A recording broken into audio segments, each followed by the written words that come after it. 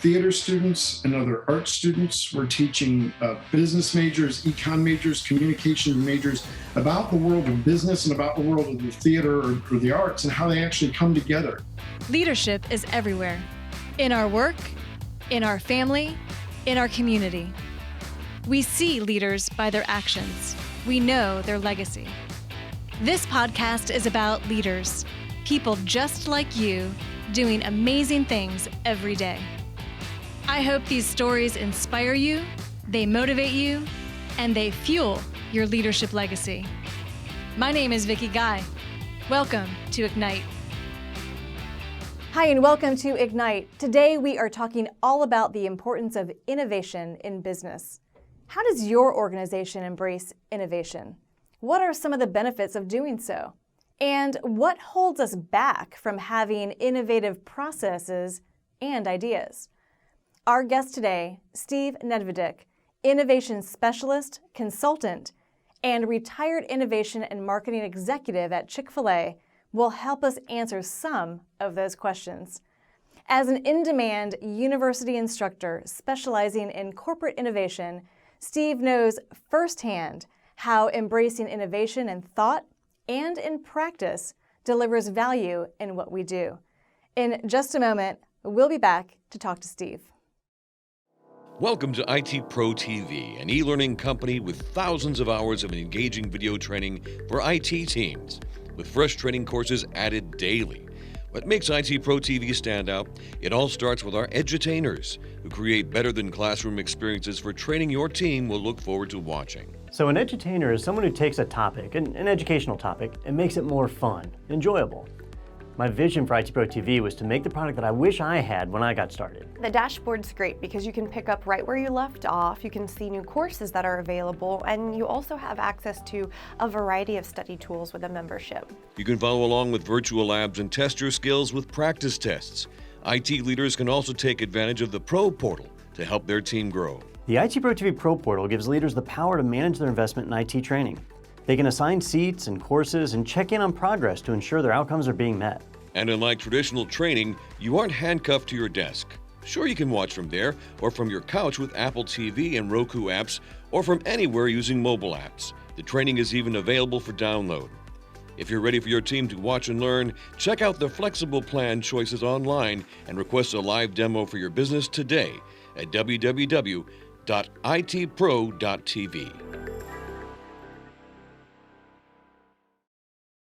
Welcome back to Ignite. Today we are joined with Steve Nedvidek, and we are talking all about innovation. Steve, welcome to Ignite. How are you?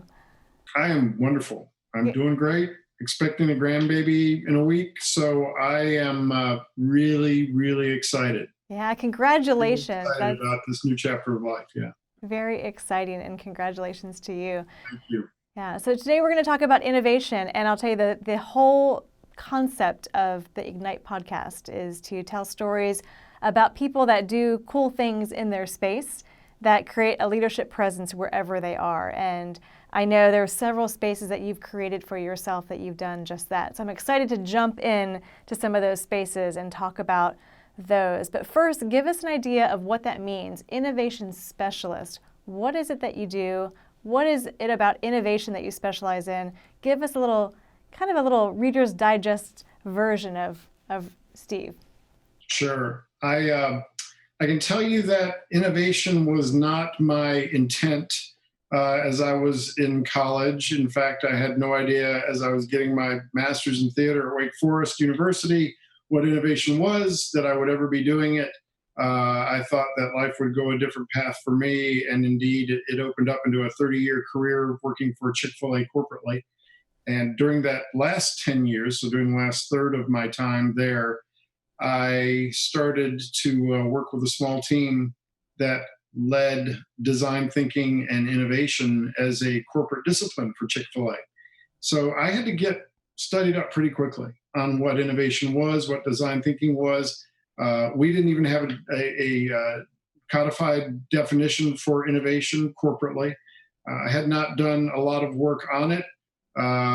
It only was a Super Bowl word for me. So something that you would hear on television commercials. I really had no idea And I had to get studied up pretty quickly to join a team that was going to teach it to an entire organization, and then try to actually create change using innovation process. So for me, innovation is what it always has been since I've been studying it, and that's transforming new ideas into business value, creating new value for customers, for shareholders, for franchisees, for some audience, and doing that in a somewhat disciplined process that doesn't feel like you're the children of Israel wandering around the wilderness for 40 years. You have to have some discipline and some process behind it, and get from point A to point B. And that's what I learned, and that's what I know, and that's what I do and teach and coach, and see people make progress in that, and see light bulbs go off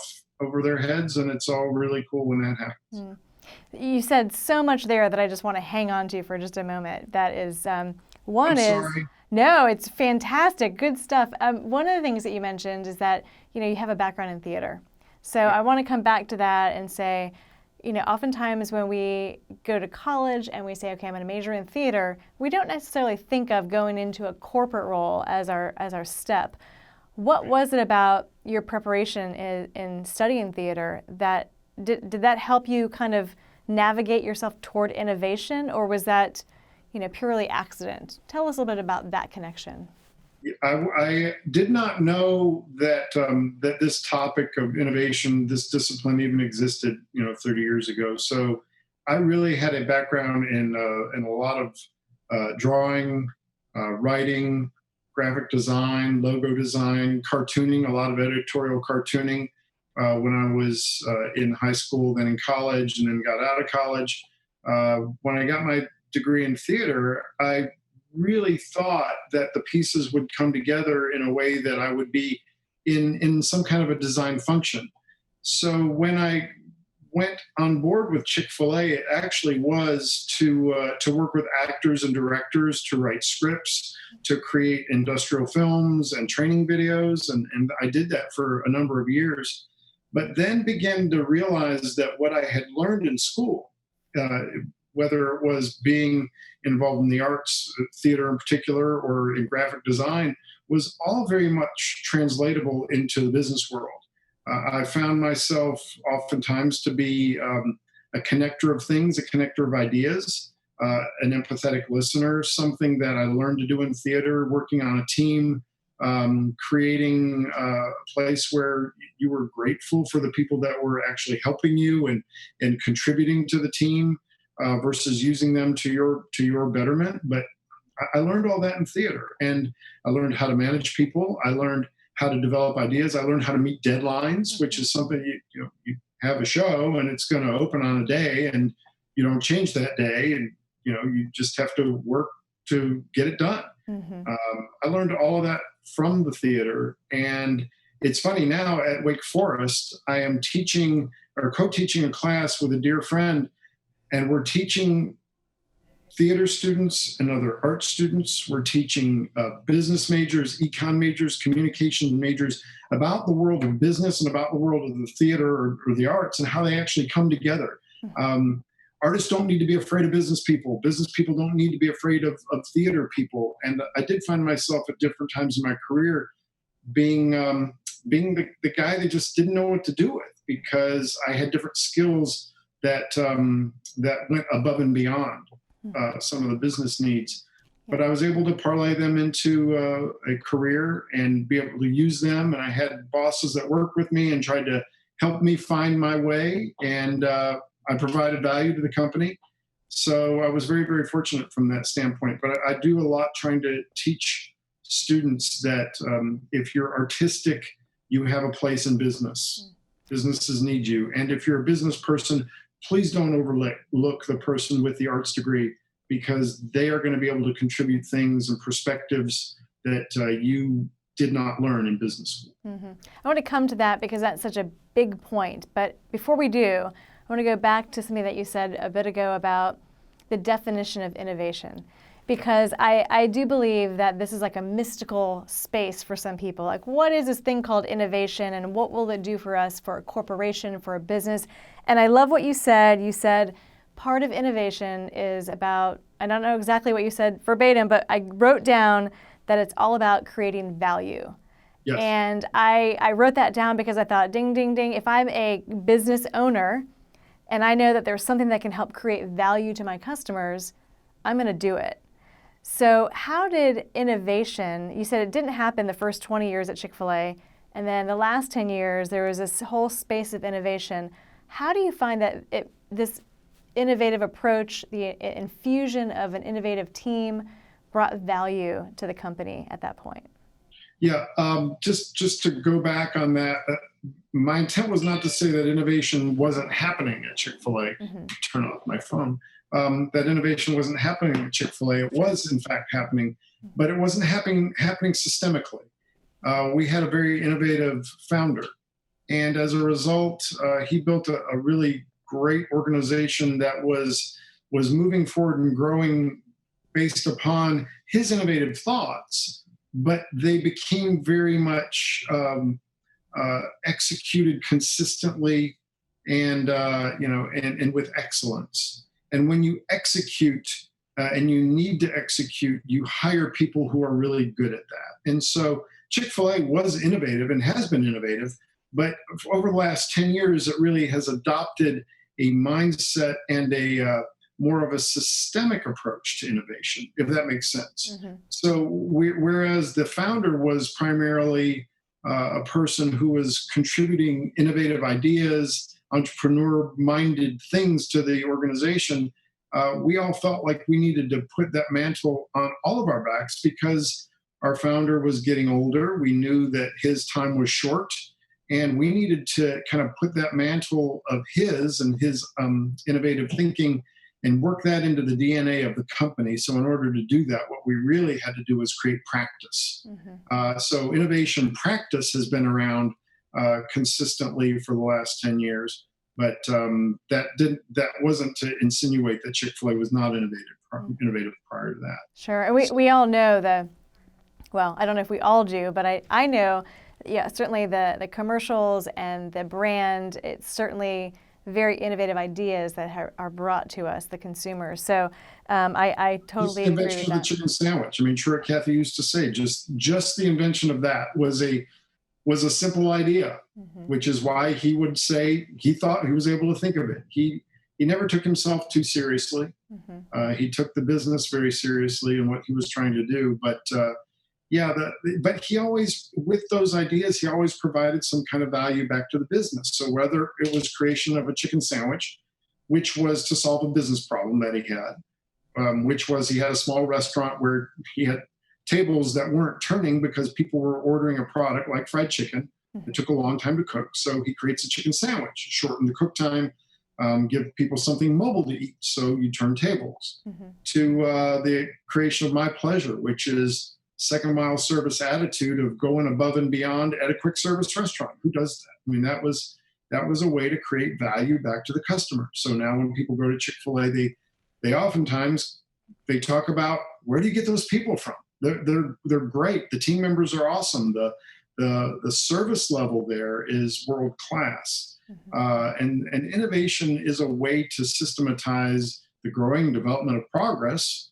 And progress is to create value to somebody. And hopefully the customer is in that equation. Yeah, and I imagine also the employees, because you're creating a culture of a way of thinking about something a little bit differently, and then allowing others to infuse their ideas into a way forward, which I think is, it definitely helps define the culture, I would imagine, for the employees. Yeah, it does, especially now with so much that is changing in the world. There's so much that's out there that's different. The change is coming so quickly. When you're a small regional chicken sandwich restaurant in malls, the world may not be changing that much. But now, with the world being much smaller than it used to be, and with Chick-fil-A going into international expansion into downtown urban districts and downtown financial districts where there aren't drive-throughs and you don't get a chance to do some of the things that you typically would see happen at a Chick-fil-A on a pad in front of a Walmart somewhere. You have to develop systems and solutions that you never even imagined 30 years ago. The capacity of a Chick-fil-A restaurant is 3-4 times bigger than it was, 20 years ago. So it's just always a new set of problems, and problems have to be solved. And people who are good at solving problems oftentimes are people with different perspectives. And you find those people not just in business school, you find those people in arts. So we kind of go back in full circle to, the arts connection and the need to find people who are good and creative, who can help you solve the problems of tomorrow. Yeah, I know creative thinking is one of those concepts that is always high in the list of shortages in business. And so that idea that we have to bring that creative approach is a good one. I'm wondering though, if somebody owns a business, small, medium, large, whatever size, and they say, wow, I think this whole concept of innovation, bringing ideas, bringing in fresh thought to be able to solve our problems is good. What comes first for them? Is it the problem or the idea? Like, do they say, let's come up with some ideas and figure out how we can create value with those? Or is it, we have this problem, let's think of an innovative approach to solve the problem? Which is it? Yeah, for me, it always starts with the problem. What's the problem you're trying to solve? You have to clearly understand the problem you're trying to solve. Because I teach my students this, that if you go to a doctor and the doctor sees you walk through the door and the first thing the doctor does is look at you and point and say, you've got, tetanus, you've got diphtheria, you've got whatever the disease is, and they walk out of the room and the nurse comes in and they just, prescribe something to you that you'd want a second opinion.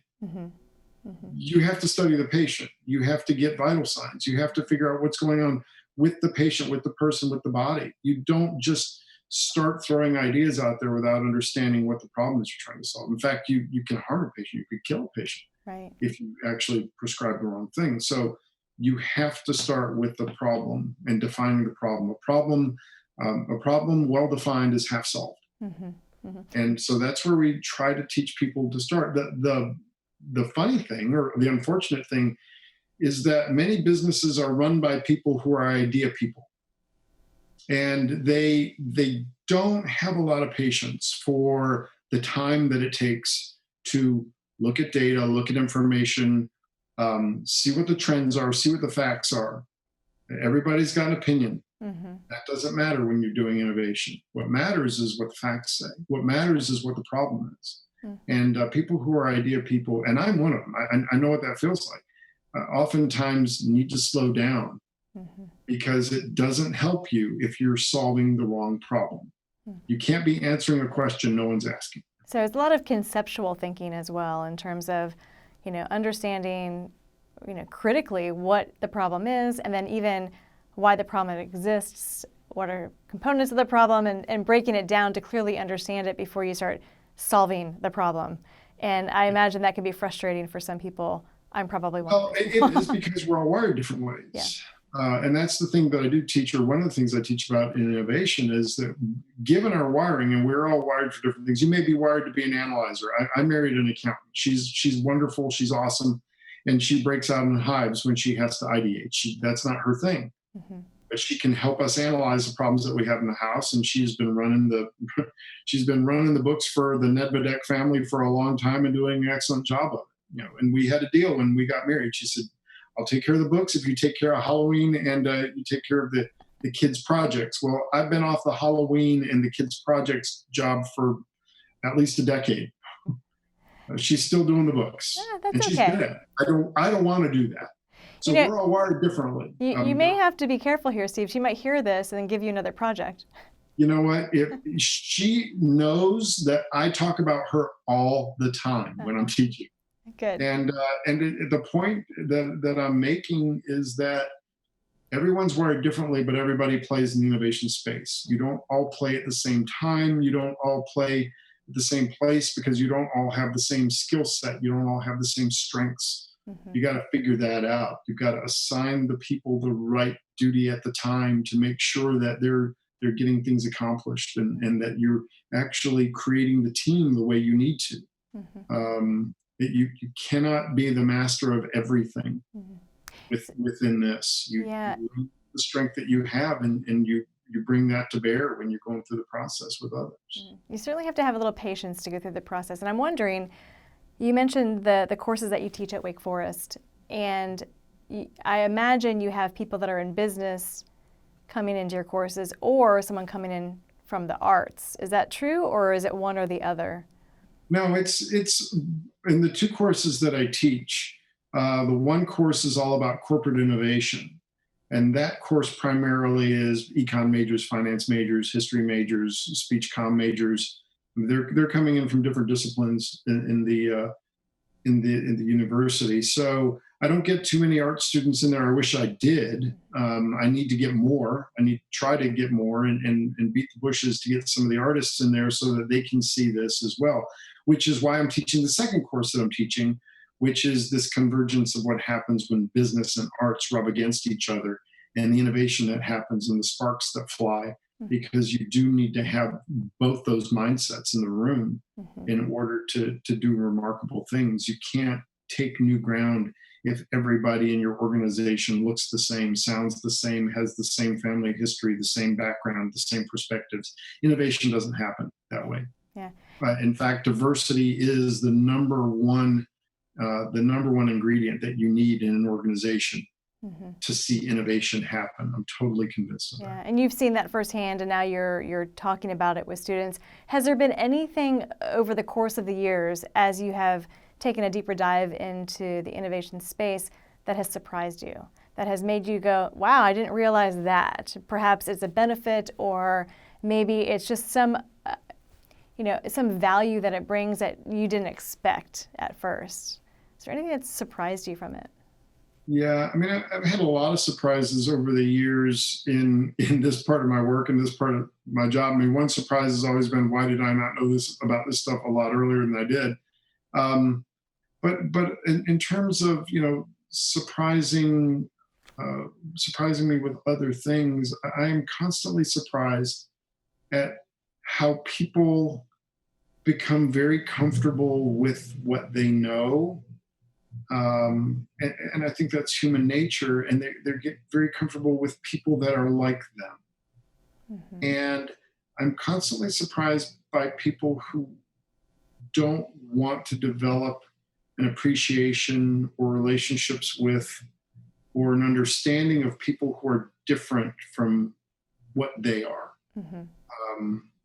It's this tribalism, and I know it's human nature. I understand it's innate. I understand people write books about it, and it just confounds me because the people that aren't like me are going to be the people that I need to know in order to get things done. And if I surround myself with people that are just like me, which is very comfortable, but if I surround myself with people that are just like me, I'm really doomed. Really am. You're reminding me of kind of an exercise that I do with some of my clients, and I put them into categories, like I put them into categories with people that are like them, right? So we do like a style assessment, people that are just like them, and we have this conversation about, this is a really comfortable space. And when we put them in these groups, we give them some questions to answer, and they all have a great time answering the questions because it's easy. The conversation's easy. They all think the same way. They come up with the same type of ideas. But then when we cross-pollinate and we challenge them to work together on things, it becomes really interesting. So I'm wondering, do you think that it's because people don't like it, or they don't know how to bring out the best in somebody who's different from us? I think that's a great question. I think part of it is because we get comfortable, and we've been comfortable for so long with what we know and what we do. When we're put in a position that's awkward for us, it takes time for us to kind of unravel the patterns in our mind. So I think that's difficult. I also think that we have created a culture today where we demonize people who are not like us. So it makes it very difficult, almost like morally wrong to associate with people who are not like you. And I have great concern for a culture and the generations in front of us that might continue to use characterizations, stereotypes, and the demonization of people who are very, very different from them. Great dividers. There are a number of great dividers that we have in our culture, and the thing that's so interesting about innovation is that it's the flip side of that. It's not division. It's bringing people together. And I'm wondering, from your perspective, in your experience, has there been a moment or a situation where you have felt the proudest that, wow, what I've created here by bringing people together has really just made me feel really good about what I do? Has there been one of the moments that you just like lit up because it's what you stood for in bringing those people together? Yeah, I have felt like I've been very fortunate to spend time with some world-class people, people that I worked with, people that I worked for, people that worked for me, just a variety of people who, not all of them, but a variety of people who took the extra time to get to know each other. And I think when you see that happen, whether it's in a meeting setting, whether it's a team that you're on, or whether it's just coffee that you decide to have with somebody that you just always have wanted to have coffee with. You don't know them, you just want to spend some time with them, you want to learn from them. To me, those are all parts to remember and reflect. That was a job well done. I don't have anything particular on my wall that I look at and go, oh wow, that was the moment.